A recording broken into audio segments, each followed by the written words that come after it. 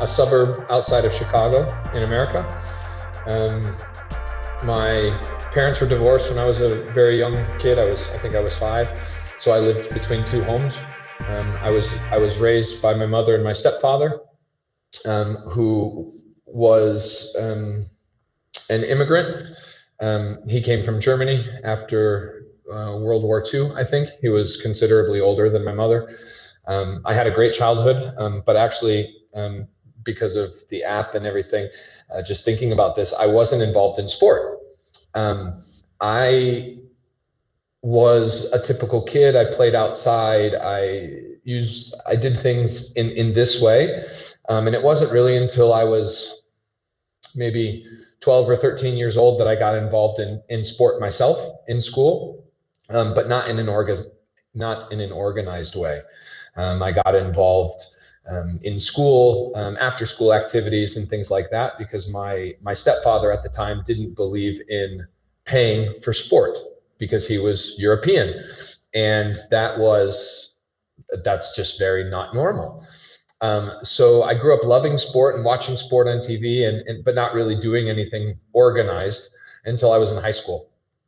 And when I was in high school, being in Chicago, running season for cross country is in the winter.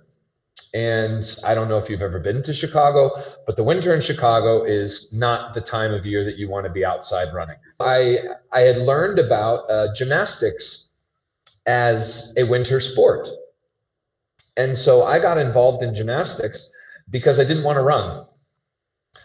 And so from this point forward, I fell in love with the sport. And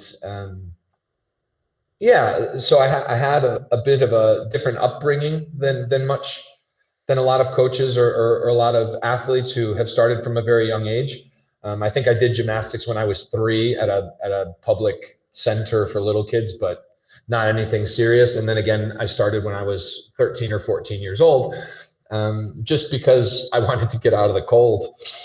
And I took to it pretty quickly. I was the kind of kid that wanted to live and breathe the sport. I would train in the high school and gym class. And then after school, I would do the gymnastics team for a few hours. I would go home, I would eat, and then I would go find another gym to train at. I was just absolutely motivated and in love with the sport, and it's pretty much been that way ever since. Involved in different aspects of coaching, and an athlete, or was an athlete myself until I was 21, competing for university. So after high school, I was a walk-on. I'm not sure if you're familiar with the term, but that means that I wasn't given a scholarship. So I paid my own tuition. My family paid my tuition. And I was fortunate enough to go to a really nice university that had gymnastics. And I had to earn my spot to be on the gymnastics team. We had a limited number of spots on the team because of Title IX. We have to have, I think it was at the time, 14 guys were allowed on the team. And I was number 14 or 15 because I didn't have this long-lasting experience and this big technical background like the other guys on the team. I just had a love for the sport, and I just wanted the opportunity to continue. So I used that as motivation to train hard. And each year from 1997 until 98 to 99, I continued to be a part of the team. I earned my spot. I was good enough to be included in the team. And in 99, I was good enough to make a more solid impact on the team. In 2000, our university won the national championships. As a team, it was the first time that we had won in championships with our coach there. He wasn't new, but it was a new successful program. They were not as successful at the time that I came, but of course, sport can be that way. After you lose a few good athletes, you have to rebuild. And then my last year there in university, I made the commitment to myself and to my team that I was going to be the best in the country. And so for that next summer, leading into the next year, I trained harder than ever before.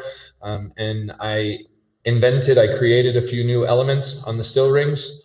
I was the first to do those in 2001, and thankfully my hard work paid off. And in 2001, I was the NCAA champion for college on rings, and I was also the USA Winter Cup champion. So I was the best in the USA at that point on rings. And so at that point, as I was finishing university, my plan was to continue with the sport. But work life got in the way, and work balance there wasn't enough time to be a gymnast and a full-time coach. So regretfully, I closed my sporting career and moved on and started coaching gymnastics. Not the most ideal body type for gymnastics. I guess I can stick to gymnastics because I did football. I was too small for football, American football, not soccer. And I was too big for gymnastics, or too heavy, I should say. I'm not a very tall person, but I'm dense, as my family calls me. And so for me, time was an issue, time management, of course, with school and these things. And because I was trying to learn at a faster pace because I had started late. So managing my own recovery, managing my own time between training sessions that I could get my schoolwork done.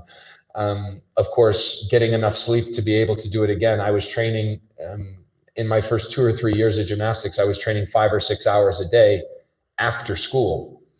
So you can imagine the late nights and that kind of thing. So for me, it was more just my physical stature, and then just managing the immense amount of time I was putting into the sport and trying to balance that with all the other stuff. I was not a high performance athlete, so I wasn't given the opportunity to homeschool or to have reduced hours in school or anything like that. I had to try to kind of figure it all out on my own.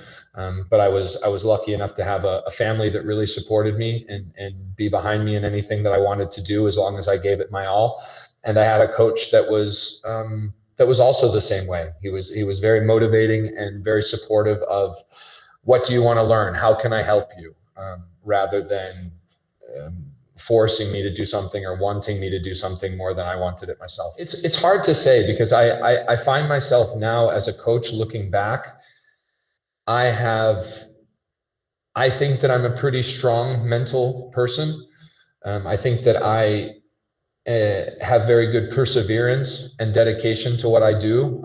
I was brought up in a family that if you do something, you do it right. But because you want that to be a reflection of yourself, they were not hard. They were not pressuring me. If they ever said, you want to quit, okay, you can quit. That's okay. But just remember, you quit. You didn't see it through. And so that really ingrained in my head that if you say you're going to do something for a week or for a year or for 5 years, that you really see it through. And so that mentality really helped me get through the tough times of all the muscle soreness, because as you know, gymnastics is a hard sport, and going from no sport to 5 or 6 hours a day, you can imagine how inflexible and tight my muscles were.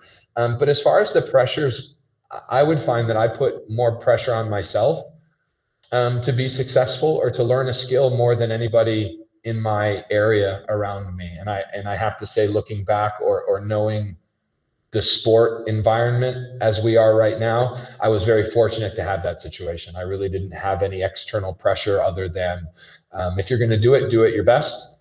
But everybody else was completely behind me in any decision that I had made. So I was able to develop this mental character, not alone, but off of my own goals. I started coaching as my first job when I was 14. So as I told you, when I took to the sport, I took to the sport in every way possible. Of course, back then we didn't have YouTube, so I was recording on my VHS all the world championships and Olympics, and I was doing video analysis at home at night.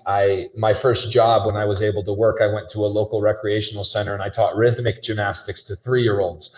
I just loved everything about it. And so I started coaching at that point, but it was more helping out and just really learning. As I was learning as an athlete, I was also learning as a coach. And then when I moved on to university, I began helping at a local club while I was an athlete. And so at that point, I had been at a higher level. I had understood higher technical things at that point. And so I began